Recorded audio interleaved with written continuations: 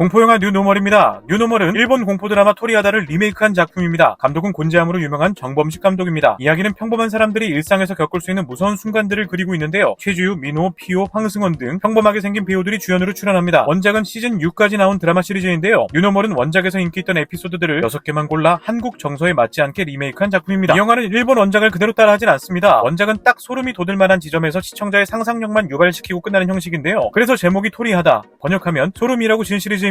뉴노멀은 일본 원작이 결말에서 한 걸음을 더 나아간 방식이라고 보면 됩니다. 예를 들면 원작에서는 엘리베이터에서 살인자와 마주치는 것으로 끝이 난다면 뉴노멀은 엘리베이터에서 살인자와 마주친 후 살인자가 임무를 기어코 살해하는 것까지 보여주는 식입니다. 원작과 달리 결말을 기어코 보여주니 영화는 살짝 밋밋해집니다. 원작의 의도를 배제하고 보면 우리가 뉴스를 통해 무수히 봤던 범죄들이 영상화가 되었을 뿐이거든요. 원작대로 소름이 끼치는 지점에서 담백하게 이야기를 끌고 갔다면 어땠을까 아쉬움이 남았습니다. 에피소드는 총 6개고 한국 정서와는 맞지 않습니다. 배우들의 외모가 지금부터 스포일러가 포함될 수 있습니다. 감상에 유의하시기 바랍니다.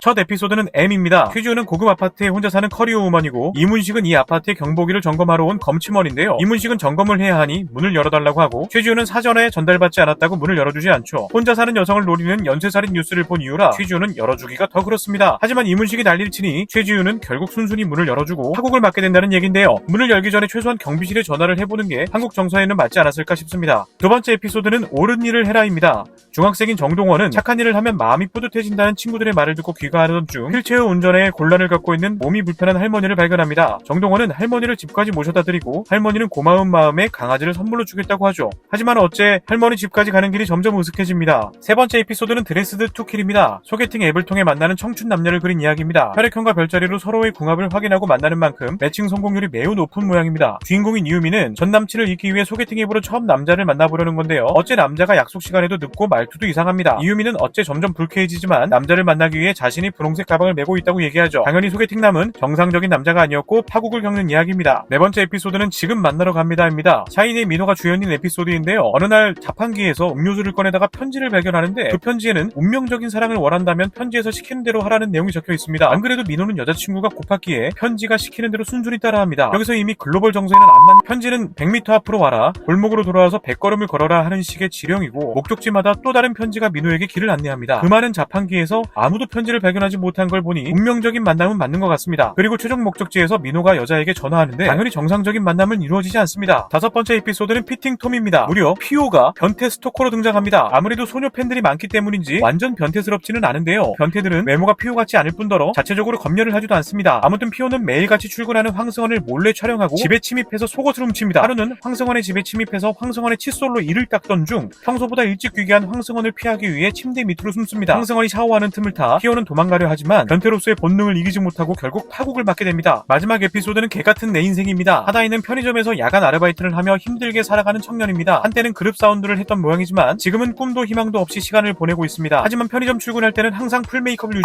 반영구 화장인가? 집에서도 하루하루 진상들을 상대하며 욕을 내뱉는 게 일상인 하다이는 어느 날 스레드라는 서비스에서 시체를 유기하는 방법에 대한 대화에 참여했다가 이상한 일을 겪게 됩니다. 종합적으로 뉴노멀은 한국 정서와 맞지 않은 영화임에는 분명하지만 한국의 정서를 잘 모르는 외국인들이 볼 때는 얘기가 달라집니다. 아파트 엘리베이터에서 얼굴을 훤히 드러내고 살인을 저지를 수 있다던가 도심 한복판에서 해부림이 일어나도 도망가지 않는 배짱을 가졌다던가 하는 오해는 언젠가는 풀어야겠지만 한국 정서를 잘 모르는 외국인들의 판타지를 자극하기에는 좋은 영화입니다. 영화는 한국 정서를 배제하고 보면 상당히 재밌습니다. 모든 에피소드가 파국을 맞는 암울한 이야기임에도 불구하고 음악은 경쾌하고 인물들은 유머러스합니다. 돈이 없을지언정 흥은 잃지 않는 젊은 세대의 새로운 평범함을 보는 맛이 쏠쏠합니다. 원작인 토리하다를 본 분들은 원작에서 어떻게 한 걸음을 더 나가는지 예상하면서 보면 재밌습니다. 원작을 보지 않은 분들은 그 자체로의 재미를 즐기면 되는데요. 각 에피소드마다 파국이 시작되는 지점들이 상당히 독특합니다. CCTV가 개발되지 않았고 사람들이 공포를 덜 느끼는 가상의 한국이라고 생각하고 보시기를 당부드립니다. 공포영화 뉴노멀 강력 추천합니다.